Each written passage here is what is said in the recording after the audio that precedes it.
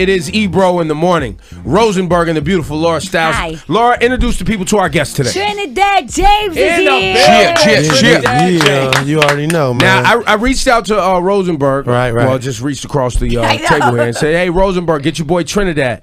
Because I wanted to only talk to you about Uptown Funk. Correct. We had Ronson on the show. He said, I asked him straight up, I was like, yo, Ronson, does Trinidad James get a check from the use of Don't Believe Me, Just Watch? Right. And Ronson was like, yeah, everybody got paid. Yeah. Can you speak to what type of pay?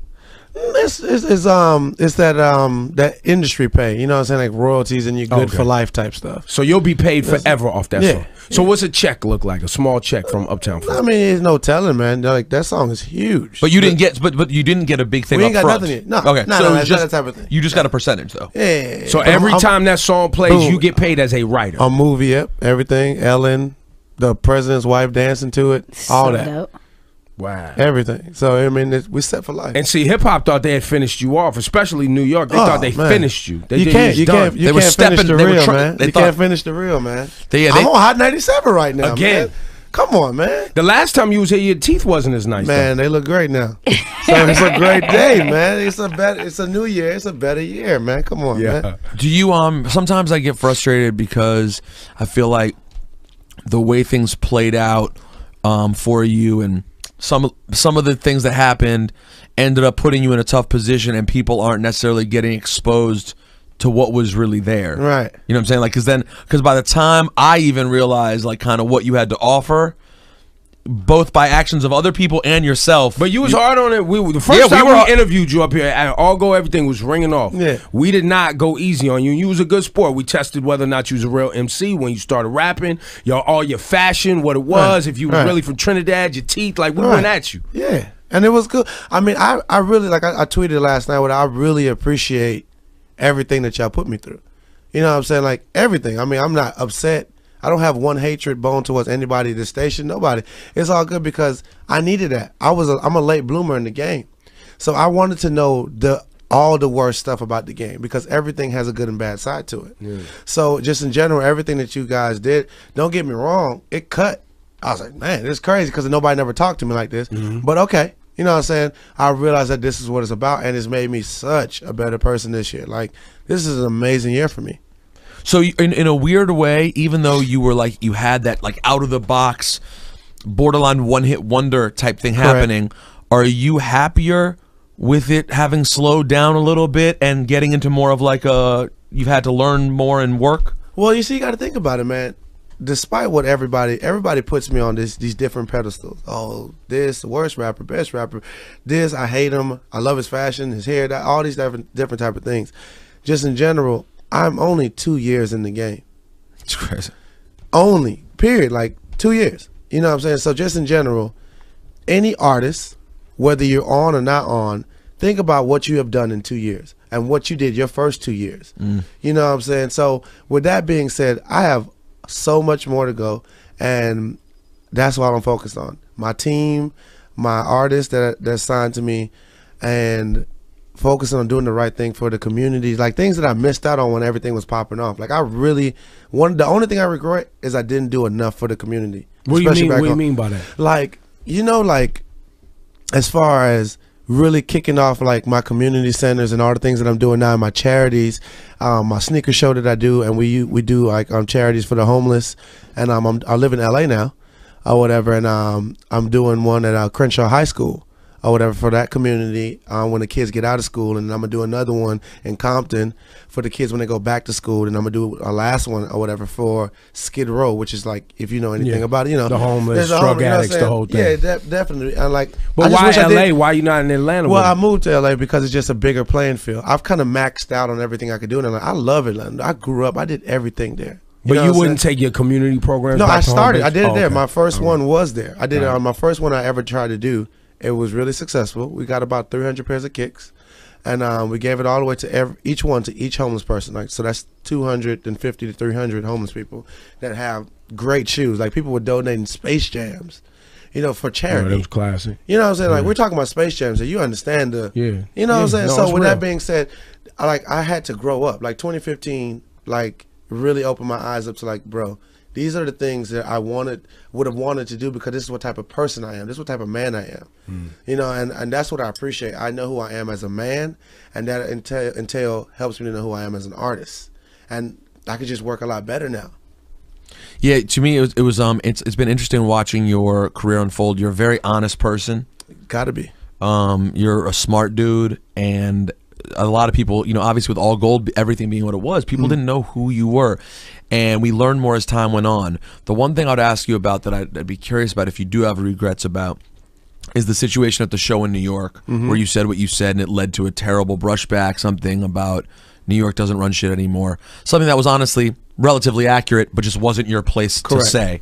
Do you have a regret about that, or did you learn from that as well? No, I learned from that. I learned from that, and one of the things that, and my mother always tells me this, you know, and she even told it to me again, you know what I'm saying, like after the situation, and we talked about it, you know, she's like, it's usually not what you say to people, it's always how you say it, you know. And I came up on that stage with so much stress and anger towards a completely other situation, and everything just came out the wrong way because we talk like this all the time, you know what I'm saying? So you know what type of person I am.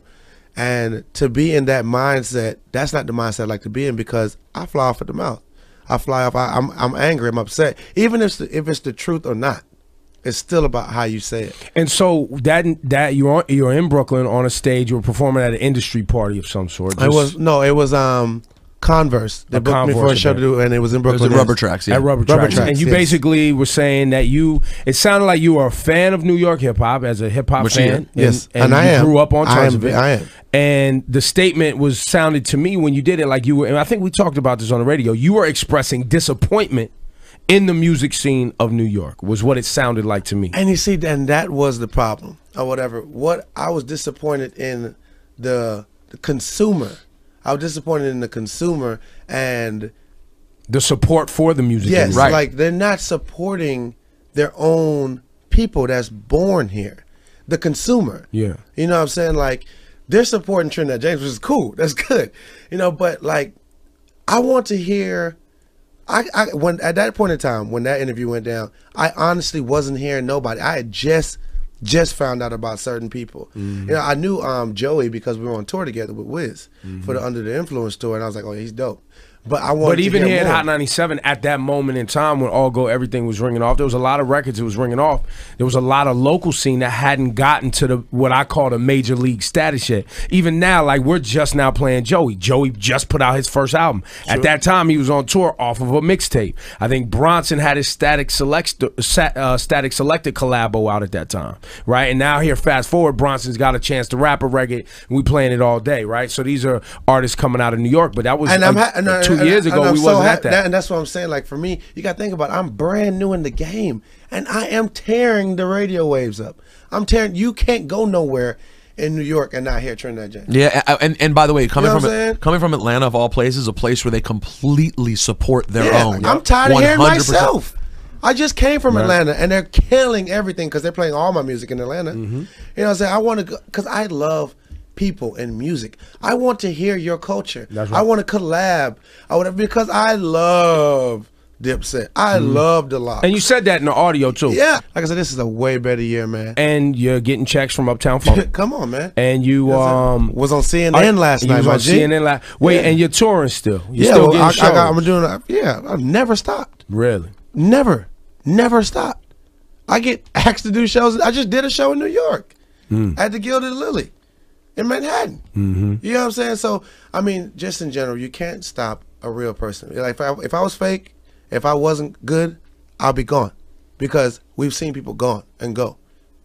But you feel like musically, creatively, you got you're still growing as an artist. Because you can't touch me creatively. You can't touch me in videos. You can't touch me in fashion. You know what I'm saying? And that's just the truth. These niggas know, or whatever. It's all love.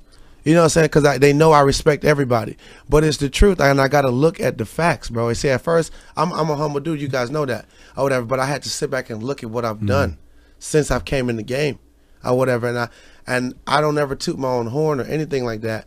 But I just have to let people know that I am here to do the right service for music, and that is to create the right records. Just because All Go Everything was your worst favorite track ever, that's not my fault. Right. I didn't put a gun to anybody's head, Right. radio or consumer, to listen to that track. I made it because that's the way I wanted to relay my message to the people around me at the time. Side Chick was the actual song. I don't know. Side Chick was a hit. I don't know what happened with Side So Chick. it was Welcome the to backlash That had was started. dope. Yeah, The that's pretty much- backlash had started already, and people started coming for him, and then that's when the blog space and everything didn't really big up Side Chick. It's just hard to and this is me talking about me here, which is weird. But when I look back on it, or whatever, I was like, I could understand, because when you look, every other rapper is kind of easy to understand for the most part. It's like, oh, okay, this is what he does. This is how he looks. Okay, cool. I change my look every week. I make different type of music. You know, I just dropped a project with DJ Lazy Rich. I just dropped a song with Mark Ronson. It's like you know, so I do my own stuff. I do songs with Zaytoven. It's no limit on my life. It's no limit on my creativity. I love everyone. I have white, black friends, Asian, Colombian. You know what I'm saying? I mess with Colombia gangbang. was so random in there. Like I thought he would go Dominican, He said Puerto Rican. that. He said that last night on CNN too. He likes Because I Colombians, have man. true Colombian friends. Right, You know what right. I'm saying? Like I do. Like that's just how random it is. It's they need that's cliche. Like, oh, I got Mexican friends.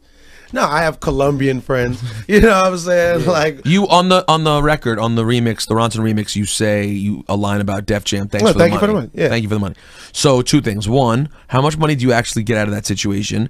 And 2, do you have pent up anger that they would have been so geeked to sign you off of a record being big and bail on you so quickly? nah, what you call it? First of all, I never talk about money with record labels because I'm just not that type of dude. But to answer your other question or whatever, I want to tell them thank you for everything that you taught me, because what I've realized is major labels is not for everybody, and that's the message I want to get across to the youth. That's real. That's the only message I care about. I don't care about nothing else we talked about so far. That major record labels are not for everybody. And why do you care about that so much? Why Because is that the one I've thing? realized that I didn't need them to be that nigga. I'm that nigga already, and if you are really that nigga, then you're good. You can be you. And that's what I want the youth to realize, that being you is the most key important part of life. Trust me.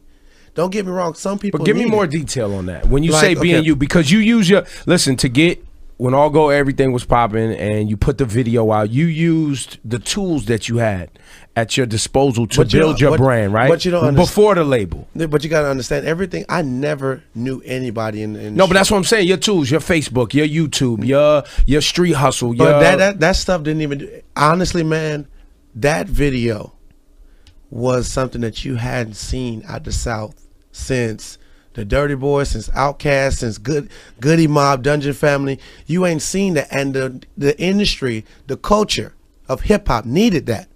Whether you cared The about visual aspect. the visual aspect, and just even I promise you, you don't have to believe me or not.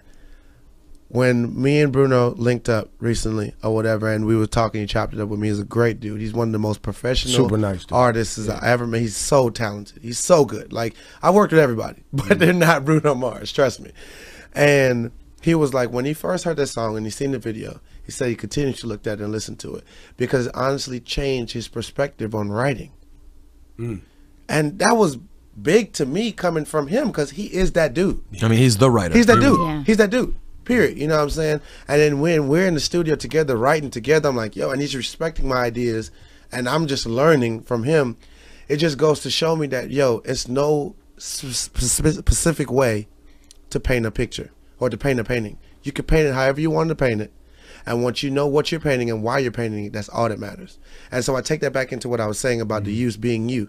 If you know that you're dope and you believe in yourself, then do that. Be that, sell that, and if people believe in you and it's true and it's meant to happen, it's going to happen. But that's the part I was stopping you at, not to get completely Go out ahead. because we No, got go some ahead. other ground. Is Yeah. you said do that and then sell that, right? Because I believe, I guess my frustration a lot of times when I hear people say just be you, you can do whatever you want, Right. is there's actual work after that though. Yes, there's I mean, making sure you of know course. how, you know what I mean. So there was work that you did. No, and what it is I just stayed true to me. I feel like in my interviews with you guys, even before I got here, just the person that I am, I just brought that entire me, fashion, wild, loud. But relationships, humble. though, I mean, you used to talk about in the store. You was handing out your mixtapes, or Yeah, to people, regular people, the same Yeah. people in the hood that bought clothes for me.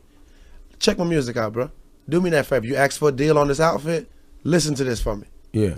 If you like, you like. If you don't, thank you for listening, or whatever. And people listen. I was passing out CDs for months, or whatever. You know what I'm saying? But I wasn't getting no deal. And then I finally linked up, or whatever, with TIG Records, because they were one of the first people to believe. Universal Republic, man, Universal Republic could have signed me for $1,500 because they flew down from New York to meet me, but it just put me on their radar because they wasn't sure, you know, or whatever. We talked. They came to my job where I worked at, selling clothes and shoes and sneakers or whatever. And we chilled, we listened. I played them the full project before anybody. You get what I'm saying, or whatever. And I'm gonna tell you one key thing that really helped it, to be honest with you, is DJ Dirty at Baller's Eve. That's the God right there, man. I'm gonna be honest with you. He is a very key point. Like, he was the first person that wasn't in Atlanta. He was in New York with a downside radio station, and he reached out to me and he was like, yo, you have the next voice of Atlanta. I was like, oh, okay. You know what I'm saying? Oh, okay. Whatever you say, bro. Well, all right, bro. All right, bro. You know what I'm saying? Like, Yeah. I don't know you, you know, da-da-da. But he really was the dude that was championing for me here in New York. And everything, honestly, all he did was the same thing I did. Check this guy out. Listen to him, see if you rock with him. And people just honestly gravitated to it. And then when you seen the cover and the image or whatever, it's like, wow, this dude is so interesting. And that's how it went. So it's like I said, it's be you. Yeah. You know what I'm saying? I didn't have no money, bro. Yeah, I know. I didn't have nothing You was to grinding. You know what I'm saying? I didn't know nobody. I'm hustling hard, bro. Yeah. Extra hard. I'm trying to take care of my mama, bro. That's it. So with that being said, even if I had never got signed or anything, like, I still be grinding, hustling, and making my music or whatever at my own pace. And that's the good thing, to go back to what you said or whatever. I'm able to get back to that now. I'm not attached to a manger. I can work at my pace and do the things that I want to do, and still build and still be that nigga. So you were on CNN. Yes, ma'am. Discussing the use of the N-word. And it came from a Vine. I saw the Vine of an older white lady Yes, using ma'am. the N-word and Came singing out in along, to your, 2013, yes. singing along to your song. Now, you said you gave her a pass. I didn't. I never said that. You see, that's, Okay. you know, headlines, they always, Right. You know, they terrible. It's terrible. So and now let me also add to what Laura before you answer. Go ahead. The conservative Republican right, because there was a very large, very influential fraternity, SAE, whatever, Sigma, Yeah, Alpha, SAE. Epsilon, yeah. there was a video of them on a bus singing There'll if never you're be happy an- if you're happy and you know it, clap your hands tune, but using the term nigga all through it, and you'll never be a nigga in SAE, We're saying hanging that from a tree. they were hanging from a tree. Now Yes, this you're video hanging comes That's out. the red flag. Look, bro. That's that. It's so crazy. Ebro. No, I understand. Ebro. But let me get Ebro. there. Let me Go get ahead, there. go Let me ahead, get there. Go ahead. So what ended up happening after that video came out, it went viral, and everybody's talking about the use of the N-word and this fraternity, and they've been kicked off campuses, University of Oklahoma. The Republican right now starts talking about hip-hop and the fact that the N-word is all throughout hip-hop, and if Kanye West, Kim Kardashian, this is Rush Limbaugh talking, can use the N-word, how come it can't be on this and that, da-da-da. And then this video from 2013 surfaces of this old grandma singing your song. Yes. And she so- has connections to them because she was like She's a the den house mother. mother. The She's house the house mother. mother of that same So chapter. now they've looped you, Hip-hop. Trinidad James, Yes. into this conversation. Yes. And now you've fallen for the bait and you went on CNN last night. No, not falling for the bait, but I had to stand up for my brand. I had to represent for Trinidad and Tobago, where I come from, because you got to understand, this is where it all started from. I was born in Trinidad. I'm a proud Trinidad. I love being from Trinidad. I've been back 3 years in a row now, since I've been able to afford to go back home, and I'm never missing it. As far as going back home, and we don't promote racism. We do not. In my 27 years of living, brother, I have never had a racist act done to me. Never. And so I say that to say this, that me being from Trinidad, we don't get me wrong, it's always prejudiceness everywhere. You know, you got Indians and blacks, like Light skin, dark skin, old, young, you know what I'm blah, saying? blah, Like, Jim, all that. Jim Crow But issues, Willie as Lynch far issues, as all that. teaching it, like in the schools and pushing it in kids' heads about racism, or no, I don't come from that in Trinidad. So my perspective on that word and racism on the whole is different. And that's why my whole point of going on CNN was to promote love and positivity, because all I care about is the youth. That 79-year-old woman, 79 years ago, she came from slavery, brother. It's nothing that... It's not. That's not even news that an old white woman uses the N-word, right? Yeah, I know old black women that use worse words. You know what I'm saying? Right. So we're not going to hold this conversation about no old white woman. Get out of here. We don't care about you. She looked drunk. First of all, and they were trolling her. They were getting her to sing the song because they knew it was funny.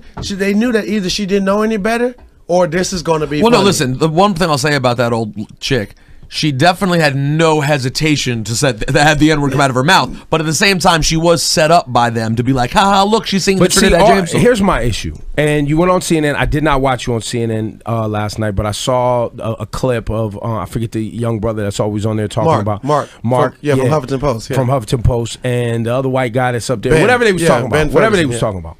It's all a distraction. That's my biggest problem with this whole N-word conversation.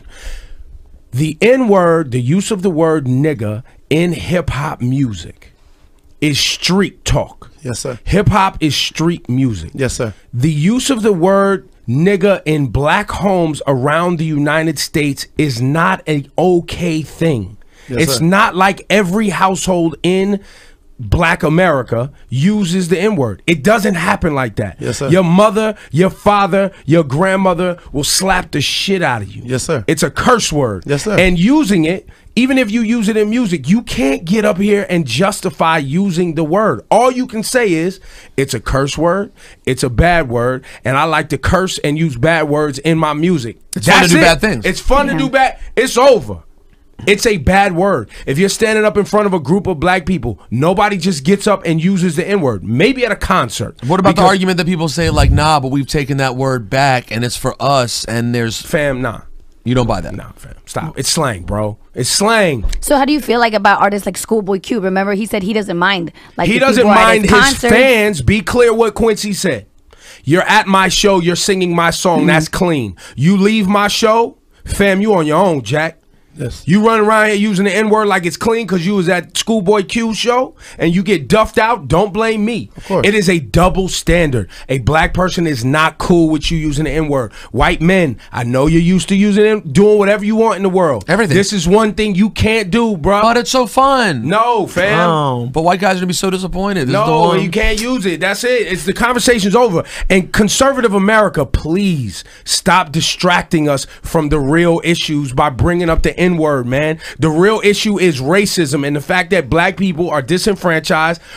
We populate the prison system too much. Our schools are fucked up, right? And that's the real problem. And our houses get devalued when we buy them. Let's talk about that. That's the real issue. So we don't have access to wealth because when we buy a home, you devalue the home. And now what we thought we was getting into some wealth, we can't even get there. That's the real conversation. Stop bringing up the N-word, fam. You went really deep. You went a level or two deeper than I thought you would. And Ebro, let me speak for a little second there. You see, and that's the reason why I don't want to give the word that much power, because I don't want to see you act like that.